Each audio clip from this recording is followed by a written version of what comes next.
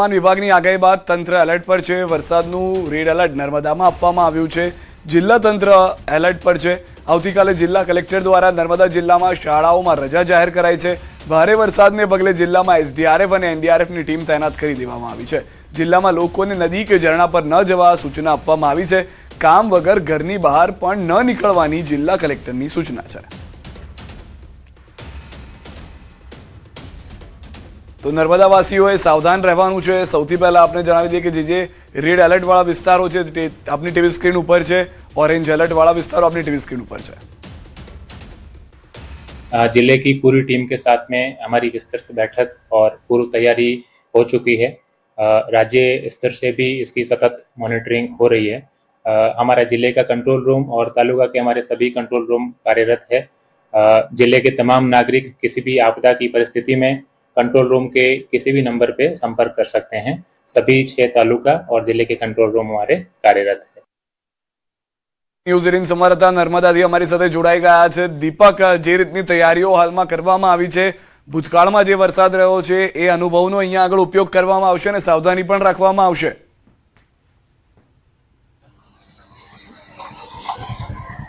बिल्कुल खास बात करिए तो हवामान विभागे जे रेड एलर्ट आपवामां आव्युं छे एमां नर्मदा जिल्ला में 12 થી 13 इंच जेटलो वरसाद खाबकी शके ए हवामान विभागनी आगाही छे। त्यारे कही शकाय के जे नर्मदा जिल्ला तंत्र छे ते खड़े पगे छे अने जिल्ला तंत्र नर्मदा जिल्ला तंत्र तरफथी जिल्ला कलेक्टर तरफथी आवतीकाले जे तमाम शाळाओ छे ए शाळाओमां रजा जाहेर करी देवामां आवी छे। कही शकाय के एनडीआरएफ एसडीआरएफ नी टीम जे छे ए स्टेन्ड बाय करी देवामां आवी छे।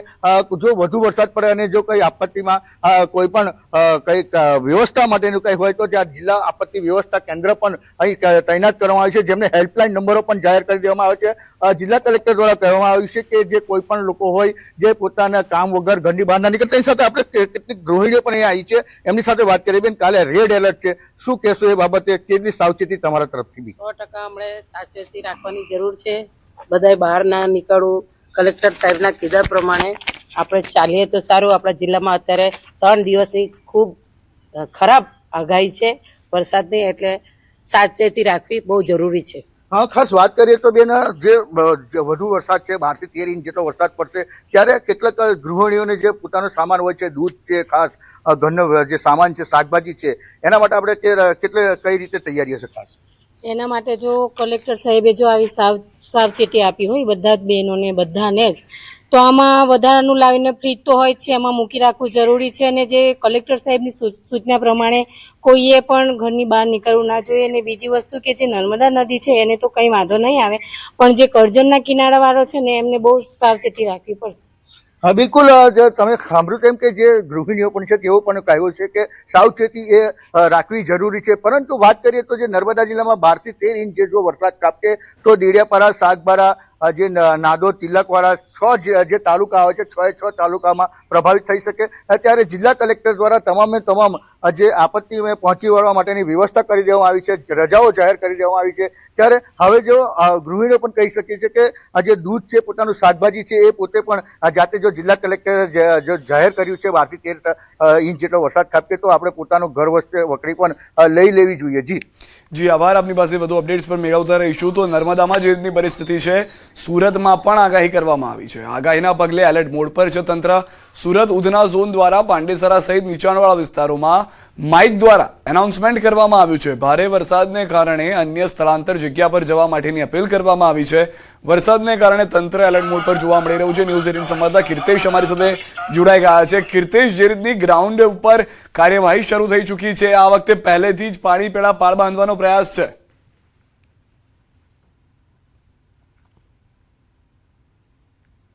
છેલ્લા 15 દિવસમાં જે વરસાદ પડ્યો છે, સુરતમાં 2 વખત ખાડી પૂર આવ્યા છે, સુરતમાં પાણી ભરવાની જે સમસ્યાઓ છે તેને લઈને આ સુધી તંત્ર ચોક્કસ જાગ્યું છે। સુરત કલેક્ટર હોય, મહાનગરપાલિકા હોય કે પોલીસ કમિશનર હોય, તમામ લોકોની એક સંયુક્ત ટીમ બનાવવામાં આવી છે। દ્રશ્ય જોઈ શકાય છે કે સુરતના જે વિસ્તારોમાં પાણી ભરાયા હતા, જે જગ્યા પર ખાડી ઓળખો હતી, ત્યાં આગળ સતત મોનિટરિંગ કરવામાં આવી રહ્યું છે, કારણ કે એક સાથે 5 સિસ્ટમ સક્રિય થઈ રહી છે અને જે પ્રમાણે ભારેથી અતિ ભારે વરસાદની આગાહી છે, જેને લઈને તંત્રને એલર્ટ મોડ પર મૂકવામાં આવ્યા છે. સાથે પવનો ફૂંકાવાની વાત છે તો સુરતમાં રહેલા તમામ જોખમી હોર્ડિંગો ઉતારવાની કામગીરી ચાલુ રહી છે. જે વિસ્તારોમાં પાણી ભરાયેલા લોકોને રેસ્ક્યુ કરવામાં આવતા તે વિસ્તારમાંથી લોકોને અત્યારથી સ્થળાંતર થઈ જવા માટેની સૂચના આપવામાં આવી છે અને જે જગ્યાએ પાણી ભરાયા હતા તે તમામ જગ્યા પર મહાનગરપાલિકાએ પોતાની ટીમો તૈનાત કરી દીધી છે. જે રસ્તાઓ બંધ થઈ જાય છે ત્યાં આગળ પોલીસને અત્યારથી જ સ્ટેન્ડ બાય કરી દેવામાં આવે છે કે પાણી ભરાતા જે રસ્તાઓ ડાયવર્ટ કરી શકાય. એટલે કે તંત્ર દ્વારા તમામ તૈયારીઓને આખરી ઓપ આપી દેવામાં આવેલો છે. કારણ કે 15 દિવસમાં સુરતમાં 2 વખત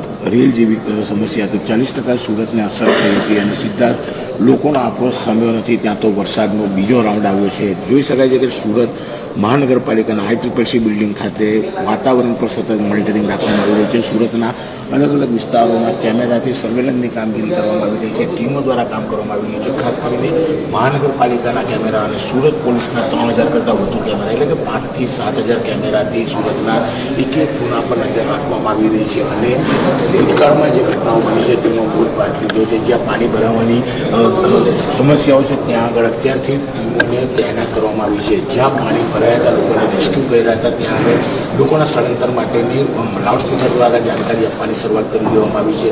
NDRFની ટીમોએ, ફાયર બ્રિગેડની ટીમોએ તમામને સ્ટેન્ડ બાય કરી તમામ સામગ્રી જ્યારે તૈયાર છે. એટલે કે કોઈ પણ પરિસ્થિતિ થાય તેને પહોંચી વળવા માટે તંત્રએ આ વખતે સૌથી પહેલાં શરૂઆત કરી છે. કે ભૂતકાળની જે ભૂલો છે તે સુધારવાનો ચોક્કસ પ્રયાસ સુરત દ્વારા કરવામાં આવ્યો છે. સુરત પોલીસ હોય, કલેક્ટર હોય કે કમિશનર હોય, તમામ લોકોની એક મિટિંગ થઈ ગઈ છે. તમામ જે વિભાગો છે તે એક સાથે સંકલન કરીને કામ કરશે, જેને લઈને આવનારી આફતથી લોકોને ઉગારી શકાય, લોકોને સમસ્યા ઓછી થાય અને ખાસ કરીને કહી શકાય કે સુરત નહીં પણ દક્ષિણ ગુજરાતમાં રેડ એલર્ટ છે. કારણ કે છેલ્લા 15 દિવસમાં દક્ષિણ ગુજરાતના હાલ બેહાલ થયા હતા અને સુરતની સુરત ચોક્કસ બગડી હતી. ફરી એક વખત સુરતની સુરત ના બગડે તે માટે આગોતરું આયોજન કરવામાં આવ્યું છે. આભાર કીર્તેશ સમગ્ર માહિતી બદલ. તો હાલમાં તમામ જગ્યાએ જે તૈયારીઓ છે તે કરવામાં આવી રહી છે. જે રીતનું એલર્ટ પહેલેથી હવામાન વિભાગ તરફથી આ વખતે મળ્યું છે તો તેને ધ્યાનમાં રાખીને તંત્ર પણ કાર્યવાહી કરી રહ્યું છે. સુરત શહેરની અંદર આવતીકાલે રેડ એલર્ટ છે. સુરત મનપા દ્વારા તમામ તૈયારીઓ કરવામાં આવી હોવાની જાણકારી આપવામાં આવી છે. નીચાણવાળા વિસ્તારોમાં જ્યાં પાણી ભરાવાની શક્યતા રહે છે ત્યાંથી સ્થળાંતર કરવા માટેની સૂચના આપવામાં આવી છે. સાથે સાથે આ વખતે ભારે પવન પણ સાથે આવવાની શક્યતા છે. તેથી જેટલા પણ લૂઝ સ્ટ્રક્ચર્સ છે તેને પણ ઉતારી દેવા માટે, હોર્ડિંગ્સ ઉતારી દેવા માટે તમામ નગરપાલિકાઓને પણ જાણ કરવામાં આવી છે. મારી ખાસ એક વિનંતી પશુપાલકોને છે કે આપના પશુઓને આપ બાંધીને રાખો છો.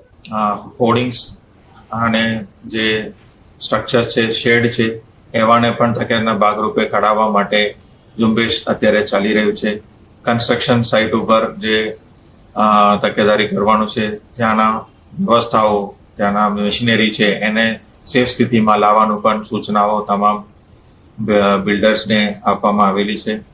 એ સિવાય હાઈ માસ્ટ જે લાઇટ્સ છે એને પણ લેવલ ડાઉન કરવા માટેનું પણ એલાયદી સૂચના આપવામાં આવેલી છે. SDRF અને NDRFની ટીમ્સ પણ તૈનાત છે. હવામાન વિભાગ દ્વારા સમયાંતરે સૂચનાઓ અને માહિતી આપવામાં આવે છે. અમારા કંટ્રોલ રૂમ છે 3 તાલુકાના એ કાર્યરત છે. આવી કોઈ પણ સૂચનાઓ બાબતે અમારા સ્થાનિક તલાટીઓ, TDO શ્રી છે, મામલતદાર શ્રી છે અને પોલીસ વિભાગ સાથે અમારી મિટિંગ થઈ ગઈ છે. તંત્ર સજ્જ છે, પરંતુ તંત્રને સરળતાથી આપને મદદ કરવા માટે લોકોની મદદ પણ એટલી જ જરૂરી છે. તો ગુજરાત પર ભારે વરસાદનો ખતરો છે. બંગાળની ખાડીમાં ડિપ્રેશન તૈયાર થઈ ગયું છે. રાજ્યમાં છૂટાછવાયા ભાગોમાં વરસાદની શક્યતા છે. આજ રાત અને આવતીકાલથી ભારેથી અતિભારે વરસાદની આગાહી છે. ભાવનગર, બોટાદ, અમદાવાદ, વલસાડ, નવસારી સહિતના વિસ્તારોમાં વરસાદની શક્યતાઓ છે. કેટલાક જિલ્લામાં ઓરેન્જ એલર્ટ આપવામાં આવ્યું છે. અસરગ્રસ્ત તમામ જિલ્લા કલેક્ટરોને સૂચના આપવામાં આવી છે. જોખમી હોર્ડિંગ્સ, વૃક્ષ હોય તો તેને દૂર કરવા સૂચના અપાઈ છે. આવતીકાલે ખાસ અને આજે રાત્રિથી જ અતિ ભારે વરસાદ થવાની શક્યતાઓ છે. જેમાં ભાવનગર, બોટાદ, અમદાવાદ, આણંદ, વડોદરા, છોટાઉદેપુર, ભરૂચ, નર્મદા, સુરત, તાપી, ડાંગ, નવસારી અને વલસાડ આ જિલ્લાઓમાં ભારેથી અતિભારે વરસાદ થવાની શક્યતાઓ રહેલી છે. આ જિલ્લાઓ રેડ એલર્ટમાં છે. એની સાથે અમરેલી, રાજકોટ, સુરેન્દ્રનગર, ગાંધીનગર, ખેડા, પંચમહાલ અને દાહોદ આ જિલ્લાઓ ઓરેન્જ એલર્ટમાં છે. કેટલાક સ્થળોએ ભારેથી અતિભારે વરસાદ થવાની આગાહી છે અને રાજ્યના જે અન્ય ભાગ છે, અન્ય જિલ્લાઓ છે ત્યાં કેટલાક સ્થળોએ ભારે વરસાદ થવાની શક્યતાઓ છે. આજે રાતથી જ ખૂબ મોટા પ્રમાણમાં વરસાદ થવાની શક્યતાઓ દેખાઈ રહી છે, જેના કારણે જિલ્લાની તમામ ટીમોને એલર્ટ રહેવા આદેશ આપી દેવામાં આવ્યો છે. માનનીય મુખ્યમંત્રી શ્રી દ્વારા તમામ અધિકારીશ્રીઓની જે ઓલરેડી રજાઓ મંજૂર થયેલી હતી એને પણ રદ કરી અને હેડક્વાર્ટર પર રહેવા માટેના આદેશો જાહેર કરી દેવામાં આવ્યા છે. તો આગાહીના પગલે નવસારી તંત્ર એલર્ટ છે. જિલ્લાની તમામ શાળામાં રજા, વિદ્યાર્થીઓના ઘરે મોકલી દેવાયા છે. નીચાણવાળા વિસ્તારોને એલર્ટ કરાયા છે. નદીમાં પૂર આવવાની શક્યતાને પગલે એલર્ટ કરવામાં આવ્યા હોવાની જાણકારી છે. નવસારીથી ન્યૂઝ 18 સમારતા ભાવિન પણ અમારી સાથે જોડાઈ ગયા છે. સીધા તેમની પાસે જઈશું. ભાવિન, જે રીતની પરિસ્થિતિ ભૂતકાળમાં છેલ્લા 5-7 દિવસમાં જોઈ છે, ફરી એક વખત કદાચ તેટલો વરસાદ પડે તેવી શક્યતાઓ છે. કઈ રીતના તંત્ર સજ્જ જોવા મળી રહ્યું છે?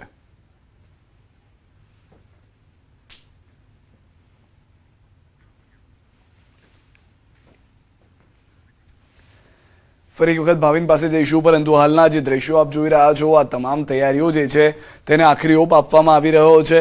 પ્રયાસ એ જ રહેશે કે જેટલો ભારે વરસાદ થાય તેમાં લોકોને હાલાકી ન ભોગવવી પડે. વલસાડ હોય, નવસારી હોય, સુરત હોય કે નર્મદા, આ તમામ વિસ્તારો જ્યાં જ્યાં એલર્ટ આપવામાં આવ્યું છે, જેમ કે અમદાવાદ શહેરમાં પણ એલર્ટ આપવામાં આવ્યું છે, તો એ તમામ વિસ્તારોની અંદર ખાસ કરીને એવા નીચાણવાળા વિસ્તારો અથવા તો રકાબી જેવા વિસ્તારો કે જ્યાં આગળ પહેલેથી પાણી ભરાવાની સમસ્યા થતી હોય છે, ત્યાં લોકોને કહેવામાં આવ્યું છે કે તમે થોડું ઘર માટે ભોજન છે, દૂધ છે, એ તમામ વસ્તુને પહેલેથી લઈને રાખવું. શક્ય હોય તો ઘરની બહાર ન નીકળવું. 1-2 દિવસ પૂરતી તમામ સુવિધાઓ ઘરમાં જ બની રહે તે માટેના પ્રયાસ કરવા. તો પંચમહાલ જિલ્લામાં આજ સાંજથી હવામાન વિભાગે ઓરેન્જ એલર્ટ સાથે ભારે વરસાદની આગાહી કરતા જિલ્લા વહીવટીતંત્ર એલર્ટ મોડ પર આવ્યું છે. જિલ્લામાં 2 SDRF અને 1 NDRFની ટીમને સ્ટેન્ડ બાય રાખવામાં આવી છે. સાથે પાણી ભરાવાની શક્યતા ધરાવતા વિસ્તારોની મુલાકાત લઈને જરૂરી આયોજન કરવામાં આવ્યું છે. નીચાણવાળા વિસ્તારોના રહેવાસીઓને જરૂર પડે તો સલામત સ્થળે ખસેડવાની તૈયારી પણ કરવામાં આવી છે. બીજી તરફ પાવાગઢ ખાતે ભક્તોની સલામતી માટે વિશેષ વ્યવસ્થા ગોઠવાઈ છે અને પગથિયા પર પાણીનો પ્રવાહ વધે તો અવરજવર બંધ કરવાની પણ તૈયારી છે. જિલ્લા કલેક્ટરે નાગરિકોને વરસાદ દરમિયાન વહેતા પાણીવાળા કોઝવે કે જોખમી રસ્તાઓ પરથી પસાર ન થવા અપીલ કરી છે. પૂર તૈયારી માટે તમામ ગામડાઓમાં અને નગરના વિસ્તારમાં તમામ વિભાગની ટીમોને અમને સ્ટેન્ડ ટુ એલર્ટ મોડમાં કરી દીધા છે. પંચમહાલ જિલ્લામાં આપણી પાસે 2 SDRFની ટુકડી છે અને 1 NDRFની ટુકડી છે. ત્રણેય ટુકડી એઝ ઓફ નાવ ફિલ્ડમાં છે. જે લો લાઇંગ એરિયા છે, જ્યાં પાણી ભરાવાની શક્યતા છે, સંભાવના છે, આવા વિસ્તારોની મુલાકાત લઈ રહી છે અને સૂચન પ્રમાણે, જરૂરિયાત પ્રમાણે આવા લોકોને અમે એડવાન્સમાં પણ ખસેડવાના છીએ, જેથી રાતે અગર ભારે વરસાદ પડે તો પછી રેસ્ક્યુ ઓપરેશનમાં તકલીફમાં ના પડે. અમદાવાદમાં અત્યંત ભારે વરસાદની આગાહી છે. આગાહીના પગલે AMC એક્શન મોડમાં છે. 7 ઝોનમાં ટીમને સ્ટેન્ડ બાય રહેવા સૂચના આપી છે. ઇજનેર વિભાગ, આરોગ્ય વિભાગને ફિલ્ડ પર રહેવા સૂચના છે. સોલિડ વેસ્ટના તમામ કર્મચારી ફિલ્ડ પર રહેવા સૂચના અપાઈ છે. પાણી ભરાવાના સ્થળો આસપાસ પમ્પિંગ ચેકિંગ કરાયું છે.